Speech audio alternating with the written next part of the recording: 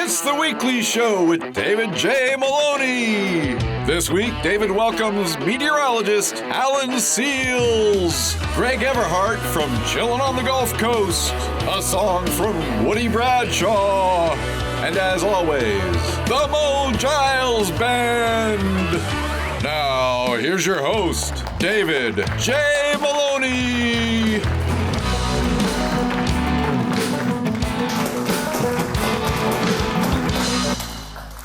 Welcome to everyone at home and in our studio audience to the weekly show. I am your host, David J. Maloney.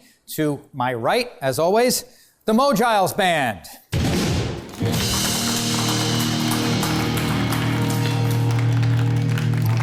In the news, Gary Burrell, the co-founder of Garmin GPS device company, has sadly passed away at the age of 73. Hold on, recalculating, 81. Meanwhile, a 108-year-old New York man is now the oldest living working barber. He's also the only living barber that is older than the magazines in his shop. Speaking of being old, actor Harrison Ford is about to start shooting his fifth Indiana Jones movie.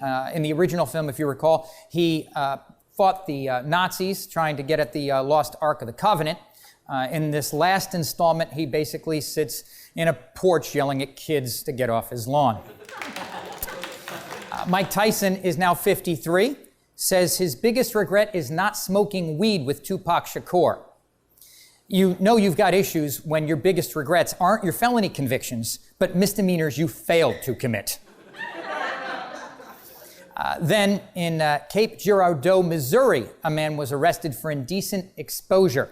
Now, as a lawyer, I can tell you right now, I think probably his best defense should simply be that, well, Missouri is the show-me state. Lastly, they are saying that smuggled cell phones now are a huge problem in American prisons. In jail right now, a smuggled cell phone can go for as much as $2,500. That seems like a lot of money, but if you think about it, they don't have any roaming charges. If you've never seen the weekly show before, keep watching. We typically feature one local guest, somebody that you may already know about or somebody that you may want to know a lot more about, and then often one big name guest. This week, we have one of the best meteorologists in the nation right here in our studios with us, Mr. Alan Sealls. We also have Mr. Gregg Everhart with Chillin on the Coast. He's here to talk to us about the amazing events they have planned this year. So don't go anywhere. We'll be right back. Mo Giles?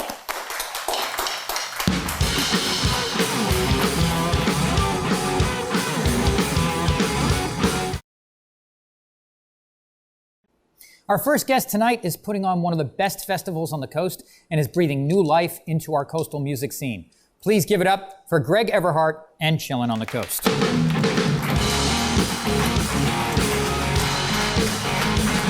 Hey, Greg, how are you? Good. Good. So, Greg, for those who don't know, tell us a little bit. I'll stumble over my words a little bit. Tell us a little bit about yourself. Are you a local guy? Where are you from? Yeah, I live here in Gulfport, Mississippi. Grew up here my whole life. So, how did you get involved in putting on this massive festival? Well, we have a travel company, travel business, Sunshine Tour and Travel, and a few years ago we started doing music events, music cruises, and festivals at resorts. So we have a new resort opening up here on the coast, Centennial Plaza. Yeah. And it actually opens up next week, first week of August. So we're going to kick it off in September with a music festival. Was that the main idea behind the festival? Was to try to kick off this opening? Yeah, it was a big part of it. You know, it's the property, Centennial Plaza, has been here since I was a little kid, and it's the old VA hospital. Yeah. And it got pretty much demolished with Katrina, so it's been sitting there ever since, and they've just done an amazing job, completely redid the whole resort, and it's going to be cool.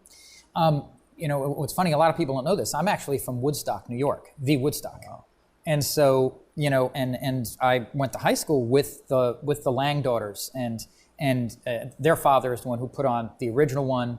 He did 94, which I went to, and I actually, with that concert, when I went to 94, when everybody else was sleeping in tents in the mud, I actually got to sleep in my mom's sofa because my mom still lives in that area. But yeah, you go back to Woodstock, everybody still looks like they just walked out of a Grateful Dead concert. They're all still have the hippie thing going on. Well, we're hoping we don't get all the mud and all the problems from Woodstock. Well, now, is there anything about putting on a festival like of this size that has surprised you? Everything. Okay, that narrows it down. Every day there's a new adventure and issues pop up, but it's a lot of fun. How many bands do you have coming, and what's the schedule kind of starting to look like? Well, it's going to start September 20th. It's a 3-day festival. Every day we're going to start at 11 a.m. We'll end about midnight. We're going to have 2 stages, so we should have about 15, 16 bands every day. Non-stop music, there's no breaks, so the stages will alternate, and also do some acoustic performances on other areas in the resort, so it's going to be a lot of music. That's cool. What kind of ticket and package options do you guys have? Is there something that people can get online or on site? How does that work? You can go directly and just buy tickets online. You can go to Eventbrite and type in Chillin on the Gulf Coast, or you can go to our Facebook page, same, Chillin on the Gulf Coast, or the website. And we also sell packages, so you can actually stay at Centennial. They have 2 hotels on site, so we can book you a package where you just spend the whole festival. You get up in the morning, walk from your room right to the concert, and when you're done, go to sleep at night, so you don't have to drive or head home. That's great. Do you guys already know who some of the headliners are going to be? Yeah, the main stage is already set. We've got J.J. Gray headlining Friday night. North Mississippi All-Stars is the headliner Saturday, and Samantha Fish is Sunday. We've also got Bishop Gunn, Cowboy Mouth. Oh, Cowboy Mouth, okay. Yeah. We got a good mix of national, regional acts, bringing in a lot of bands from New Orleans, Flow Tribe, Honey Island Swamp, and then I guess kind of a cool thing, we're doing a little after party Friday and Saturday night, so we've got Bag of Donuts, Molly Ringwald's coming in. They're always fun. I've actually sung with the Mollies. So. You need to come out and get up on stage with them. We'll get you up there. I tell you, I saw the Chitlins are here. Yes. We got the Chitlins coming. Yeah, the Chitlins are going to be on our next episode. Now, you were saying this is actually much more than a music festival. Can you give some details on some of the other events that are happening at the same time? Yeah, on the whole weekend we're going to have an art and craft festival. So there's all going to be artists, merchandise sold there. We're also going to have a kids zone where kids can come, petting zoo and different activities for the kids. It's a food festival, so there's going to be tons of food. And since it's right at the resort, you still have all the restaurants, the bars, everything that the resort has. If you stay on site, you got the water park, so you can float around the lazy river all day. And also Thursday night, the 19th, we're doing a concert in the chapel. It's called Wine, Bourbon, and Blues.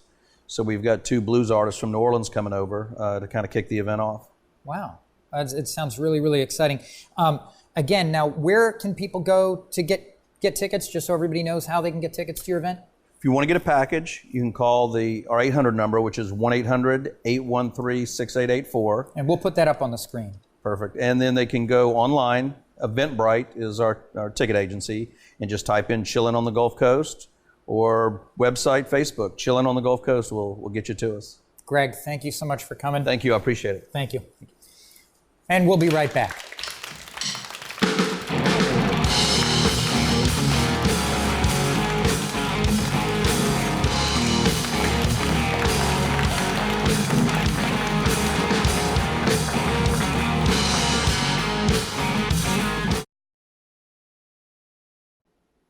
Our second guest is a renowned and award-winning meteorologist, viral weather star, and just all-around amazing guy. His work spans the years, and his education initiatives and documentaries have touched the lives of countless people. Please give a warm weekly show welcome to Mr. Alan Sealls.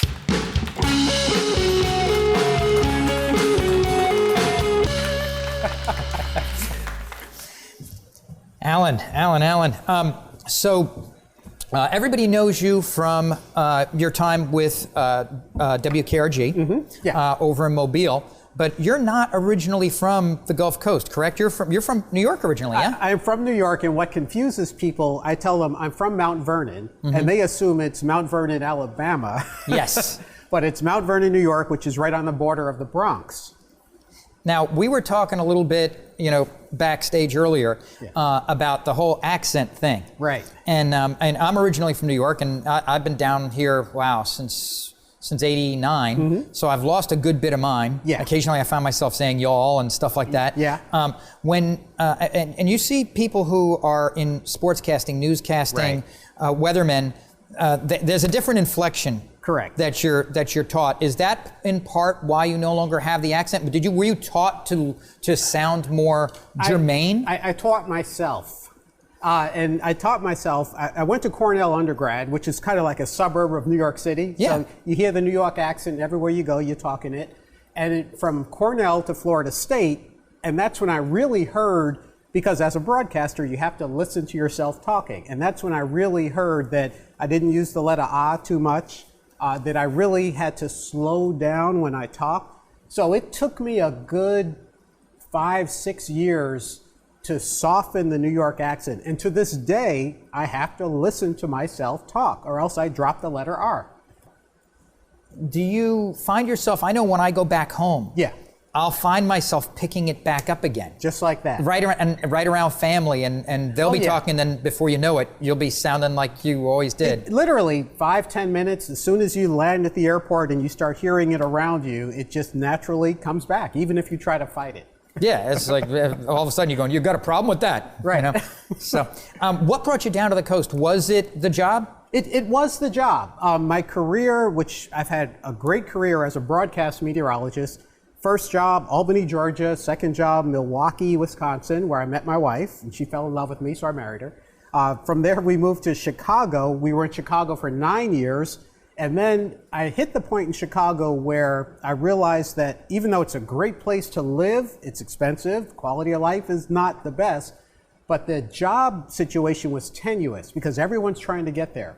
So at the same time, the opportunity opened up in Mobile to get to WKRG. They had just bought a radar. They just had their first helicopter, so they were really investing in weather, and it was just the right place at the right time. What made you decide when did you know you wanted to go into, become a meteorologist? Yes, I think like all people, I grew up with a natural fascination of the weather. Third grade, our teacher took us outside to look up at the clouds and try to imagine the shapes that the clouds reminded us of. And while we were doing that, in my brain, I said, why is it that the clouds float? Because they're made of water, and water is heavy. The clouds are made of water vapor, and chemically, water vapor is lighter than dry air, which doesn't make sense until you go back to earth science and look at the periodic table of the elements. But intuitively, to me, to this day, it's incredible that a cloud can move along the coastline, drop 2 inches of rain on your house, and 30 minutes later, it's dissipated, it's gone. Just that, to me, is just fascinating. Did you, when you first decided you wanted to become a meteorologist, were there other meteorologists you looked up to or said, hey, that's who I want to be like? Actually, no. My first career choice as a kid was baseball. Wanted to be a professional baseball player. That didn't happen, obviously. But I played trumpet from third grade through high school. And I was honestly a good musician, but I was not a good performing trumpeter. And I knew I could never make a living at it. And all through my growing up years, I just had a simmering interest in weather. And 11th grade, when it came time to decide what will you study and do for the rest of your life, TV weather came to mind. In part, my dad worked behind the scenes at CBS News in New York, so subliminally something was in my mind. But it's the combination of the science, the performing, and the community service that told me that this could be a good profession. And then to directly answer your question, I like to think that my style is unique, how I present weather, but my role models as a presenter, two of the biggest ones were actually Richard Pryor and George Carlin. Now, obviously, I can't use the type of language they use, But those guys were excellent storytellers. And to this day, I could recite their jokes line by line because they could paint a picture in your mind. And their jokes were funny because they were true. And they were universal, which is like the weather. Well, and that's the thing about comedy, is comedy, they say, comedy's only funny if it is either A, at somebody else's expense, or B, there's some truth to it. Yeah. And if there isn't some truth to it, people don't associate with it, it's not funny. Right. So that makes sense. What are some ways that you think meteorology touches society kind of as a whole? Every way you can imagine. From the moment you're born and you inhale oxygen, which is 20% of the air, nitrogen is most of the air, to how you die, whether it's heat related, cold related, weather related. In Minnesota, in the winter, if it's too cold, they can't dig the grave. They've got to wait for the ground to thaw out. So weather plays a big role in our life, our comfort. You talk about hurricanes on the Gulf Coast. It plays a big role in your economic status, property tax, insurance, where you live. On a daily basis, transportation, a big part of the U.S. economy, it's all based on the weather. Law, for example, so many weather-related cases. Back to Hurricane Katrina, a case about, was it wind damage or was it storm surge damage, which was a big deal. Oh, I handled a lot of those cases. Yes. I know the whole wind versus flood debate. Yeah. And some creative ways of dealing with it. But that's a big problem in all the Gulf Coast states, from Florida all the way to Texas. Yeah, so to me, the great thing about my profession is it impacts everybody. It doesn't discriminate on age or race or zip code or religion or sexual orientation or political party. And it's something I think that everybody can relate to. Is there something, okay, so you were up in Milwaukee, you were up in Chicago. Right. Because we're down here in the Gulf Coast with the tropics, are there things that you focus on differently than what you focus on up there? I mean, do you focus more on tornadoes up there? Right. Do you focus on hurricane? What are things do you focus on more? Without a doubt. If you're in the Midwest, most of the time you're looking to the west or northwest for what's coming. Here in the summer, you're looking to the east for what's coming toward you. And the south. So that's your big difference there. Amazing thing on Lake Michigan, it could be a sunny day, very light wind, really cold in the winter. If the wind shifts just a little, you get clouds coming in from the lake and you get snow on the lakeshore while it's sunny a mile away. Now, you did a documentary on climate change in 2009. Right. What was the focus of that? Where did you take it? And what did you learn on that journey? It's I learned that people are interested in climate change. And my whole purpose of doing it was to just explain, here's what it is, here's what we know. And the science of climate change is totally different from the politics of climate change. And the science of climate change is that the Earth's climate is changing, and it has always changed. But right now, in a court of law, you have circumstantial evidence that says we are a part of that change. Whether we're the big part or small part, we're definitely a part in our daily lives of using resources, mostly natural resources, coal, methane, and even the way we clear our land to build new structures. We've changed the balance of the earth. And people say, well, how could we do that? We're just this small. But I say, well, what if you get 10,000 termites in your home? They're going to take the home down. So we do have an impact. We do impact climate and climate change. And my big message to everyone is, get ready for change, adapt, and then talk about the politics of what countries and nations should do. But all of us, we're a small part of it. What are some of the weather myths that a lot of people believe but just simply aren't true? Weather myths, talk about hurricane myths. There's one that hurricanes only come at night. And I think people think that because those are the scarier ones. When you can't see and your world is shaking, you're scared and you remember that. But Katrina landfall was during the day. Dennis landfall was during the day. A lot of the hurricanes do make landfall during the day. Other myths with tornadoes. Everywhere you go in the country, people say, oh, well, tornadoes don't cross rivers, they don't cross valleys, they don't cross cemeteries, but they do. They go wherever they want to go. And now you're currently on some sort of hiatus from TV weather. Correct. What does your future look like? What are your plans? Yeah, so my contract with Channel 5 in Mobile ended, and we were unable to reach an agreement. We literally were too far apart. It's one of those things where it's like, oh, it's not what we wanted, but okay, I accept it. So I am planning and hoping to be back on TV on the Gulf Coast in the not too distant future. So I will pick up where I left off, and in the meantime, I'm doing Facebook. I've got a YouTube channel, Alan Sealls Weather, and I'm just doing what I've always done, letting people know what's going on. Alan, thank you so much for coming. Thank you for everything you've done. Thank you. And we appreciate it. And we'll be right back.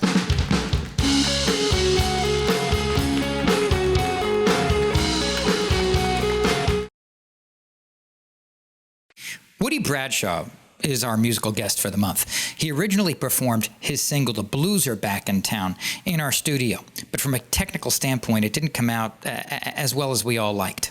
So here's his video for the song. I hope you like it.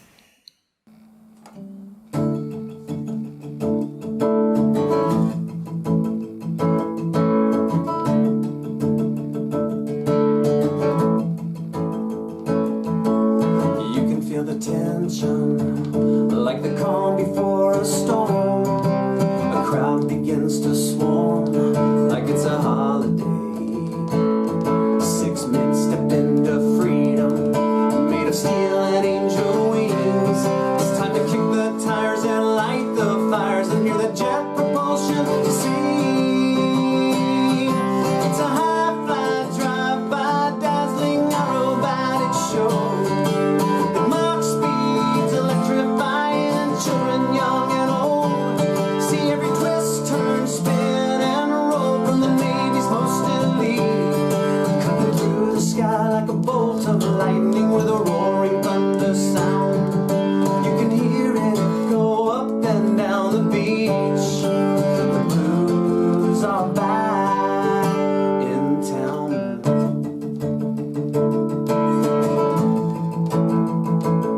They're the pride of Pensacola, revered around the world, mesmerizing millions at supersonic speeds.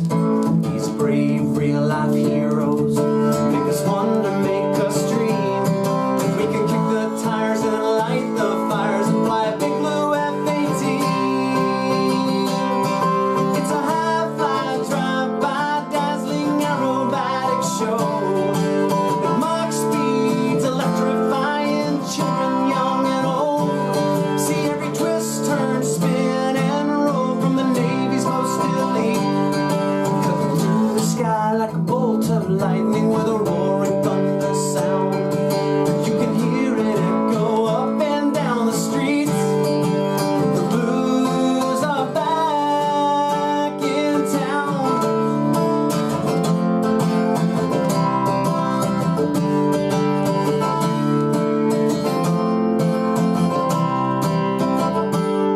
And when an angel falls, we mourn the loss like a family member's gone. But God knows the blue angel's legacy lives on and on.